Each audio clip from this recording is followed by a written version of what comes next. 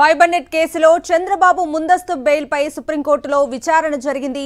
ముందస్తు బెయిల్ పిటిషన్ను హైకోర్టు తిరస్కరించడంతో సుప్రీంను ఆశ్రయించారు చంద్రబాబు. పిటిషన్ను విచారించిన జస్టిస్ అనిరుద్ బోస్, జస్టిస్ బేలా త్రివేది ధర్మాసనం జనవరి 17కు వాయిదా వేసింది. కేసుకు సంబంధించి బహిరంగ ప్రకటనలు చేయొద్దని చంద్రబాబును సుప్రీంకోర్టు ఆదేశించింది.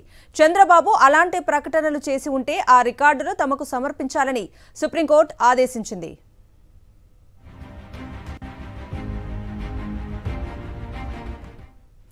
ఇక ఇదే అంశానికి సంబంధించిన పూర్తి అప్డేట్స్ ని మా ప్రతినిధి వెంకటేష్ సుప్రీంకోర్టు నుంచి అందిస్తారు. వెంకటేష్, ఫైబర్ నెట్ కేసులో చంద్రబాబు నాయుడు దాఖలు చేసిన ముందస్తు బెయిల్ పిటిషన్ పైన ఈరోజు సుప్రీంకోర్టు విచారణ జరిపింది.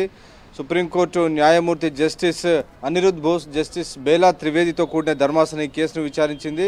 అయితే ఈ కేసుకు సంబంధించి 17A అనేది ముడిపడి ఉంది కాబట్టి 17Aకి సంబంధించినటువంటి కేసులో ఇంకా జడ్జిమెంట్ పెండింగ్లో ఉంది కాబట్టి జడ్జిమెంట్ వచ్చిన తర్వాతనే ఈ కేసును విచారణ చేస్తామని న్యాయస్థానం స్పష్టం చేసింది. సో జనవరి 17కు కేసును తదుపరి విచారణ చేస్తామని కేసును వాయిదా వేస్తూ నిర్ణయం తీసుకుంది. అయితే ఈ సందర్భంగా ప్రభుత్వం తరపున న్యాయవాది కొన్ని ముఖ్యమైన అంశాలను సుప్రీంకోర్టు దృష్టికి తీసుకొచ్చారు.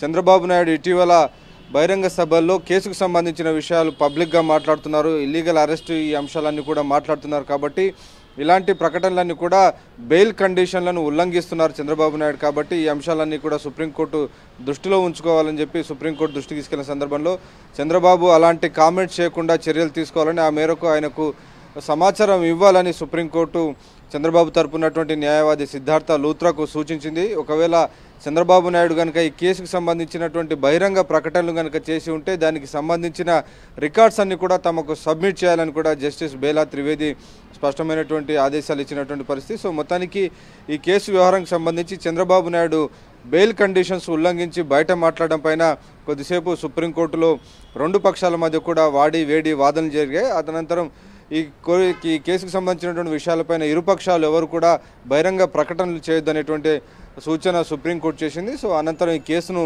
వచ్చే నెల 17వ తేదీకు వాయిదా వేస్తూ నిర్ణయం తీసుకుంది. సో 17వ తేదీ లోపల ఈ 17A కేసుకు సంబంధించినటువంటి జడ్జిమెంట్ ఇచ్చేటువంటి అవకాశం కనబడుతోంది.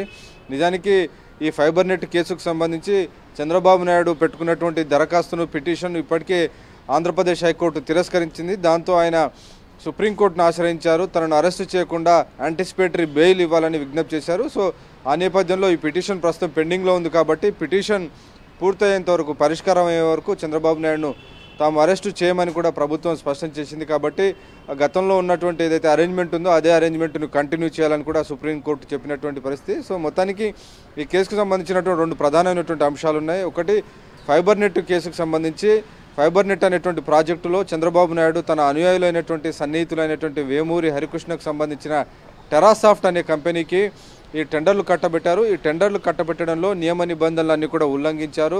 అలాగే బ్లాక్ లిస్ట్లో ఉన్నటువంటి కంపెనీ కోసం టెండరు గడువు పొడిగించి ఆ బ్లాక్ లిస్ట్లో ఉన్న కంపెనీకి టెండర్లు కట్టబెట్టారు. సో ఇవన్నీ కూడా నియమాలను, నిబంధనలు ఉల్లంఘించారు. కాబట్టి ఈ కేసులో ప్రజాధనం దుర్వినియోగం అయింది. కాబట్టి చంద్రబాబు నాయుడును ఈ కేసులో సిఐడి నిందితుడిగా చేరుస్తూ కేసు దాఖలు చేసింది. ఆ నేపథ్యంలోనే తను అరెస్ట్ చేశారనేటువంటి ఒక భయంతో చంద్రబాబు నాయుడు ఈ కేసులో యాంటిసిపేటరీ బెయిల్ ఇవ్వాలని దరఖాస్తు చేసుకున్నారు. సో ఆ పిటిషన్ ప్రస్తుతం పెండింగ్లో ఉంది. పిటిషన్ పరిష్కారమైనంత వరకు కూడా చంద్రబాబును అరెస్ట్ చేయొద్దని కూడా గతంలో చెప్పినటువంటి నేపథ్యంలో ఈరోజు సుప్రీంకోర్టు కేసుకు సంబంధించి మాత్రం చంద్రబాబు నాయుడు బహిరంగ ప్రకటనలు చేయకుండా నిరోధించాలని కూడా స్పష్టమైనటువంటి ఆదేశాలు ఈరోజు సుప్రీంకోర్టు ఇచ్చింది.